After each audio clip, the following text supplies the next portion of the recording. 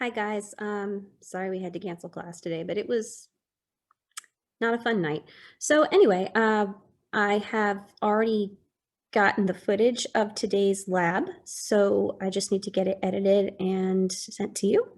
But I want to go ahead and do your lesson for today. So here we go. Okay, here we go. Enthalpy, intermolecular forces and states of matter. And we did discuss states of matter very early on, so it seems almost a little weird to be talking about them again, but we are talking about them now in terms of the energy required to maintain a state of matter or to switch from one state of matter to another. So the first thing we need to discuss is temperature. And you guys will remember that temperature depends on the average kinetic energy of atoms.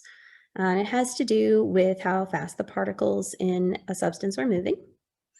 And it is what we refer to as an intensive property, which means that it does not depend on the size of the sample.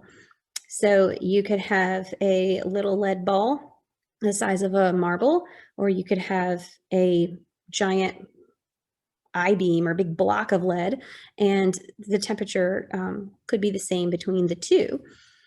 And then also heat. So heat's different. By the way, when I say super hot lead ball, there's a fabulous YouTube channel where they just drop a red hot ball of lead into all kinds of things. So if you ever want to get into a rabbit hole, that's a good one. It's really interesting. They drop this little lead ball into all sorts of things. All right, so what's heat when compared to temperature? So heat is the energy transferred between objects that have different temperatures. And heat is always transferred from the higher temperature to the lower temperature until an equilibrium is reached. And those of you who were with us last year should remember that that is the second law of thermodynamics. Heat always moves from warm to cold. Remember when you step on a tile floor in your bathroom and it feels really cold under your feet, it's no colder than the air around you, but your feet are warmer. So what you're actually feeling is the heat from your body leaving and going into the tile.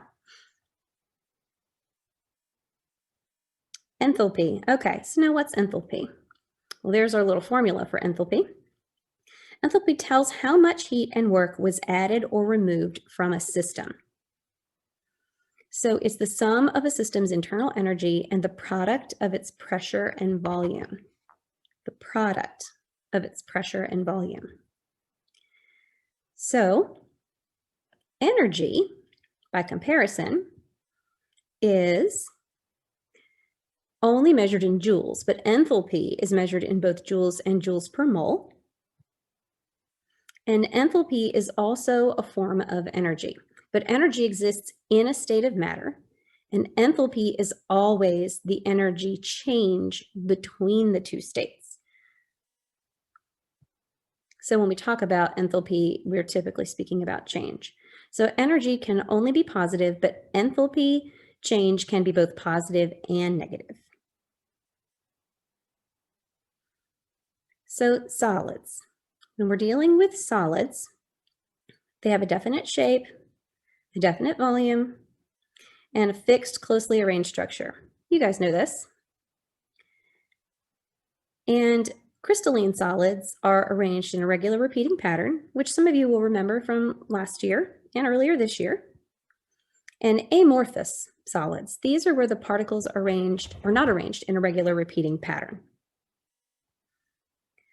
Liquids, and you guys probably know all these by heart, or at least I hope you do. No definite shape, definite volume, and then they have loosely arranged structure. So the particles are touching, but they can move freely. Now, when it comes to surface tension is an inward force or a pull on the molecules on the surface of a liquid that brings them closer together. So this is why small things can float on the surface of water, like a needle you may have seen, or also why, for example, when you look at this drop here, you can see that the water wants to stay in a little spherical shape where it's a drop up here, and even these tiny ones. And that's all due to surface tension. And viscosity, as you'll remember, is a resistance to flow. A lot of this is review from, I think, a lot of you guys. So viscosity, for example, maple syrup has a high viscosity where water would have a low viscosity by comparison. So how about gases? All right, so when we're dealing with gases, we know that they have no definite shape and no definite volume.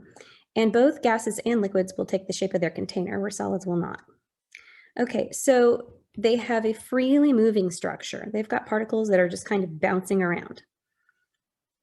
And the pressure in gas, this is the force of its outward push divided by the area of the walls of its container. So let's look at your notes and your homework and get your answers taken care of for you all. So what are the general characteristics of a solid? Definite shape and volume also does not take the shape of its container. How do crystalline solids differ from amorphous solids? Crystalline solids, the particles form regular repeating pattern, and in amorphous solids, they do not.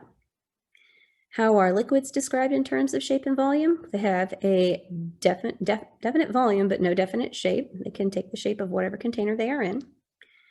Explain why a sewing needle can float on the surface of water in a glass, and that is, as we were just saying, the surface tension holds it on top. If it's pushed below the surface, it's going to sink, but the surface tension will hold it there for some time.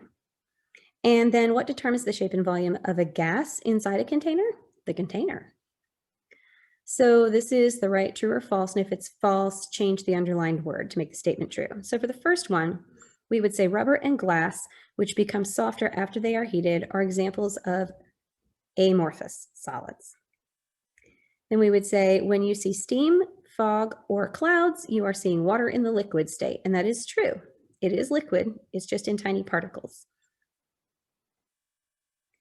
The pressure of a gas is the force of its outward push divided by the area of the walls of its container.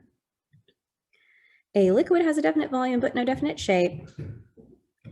And a solid has a definite shape and volume.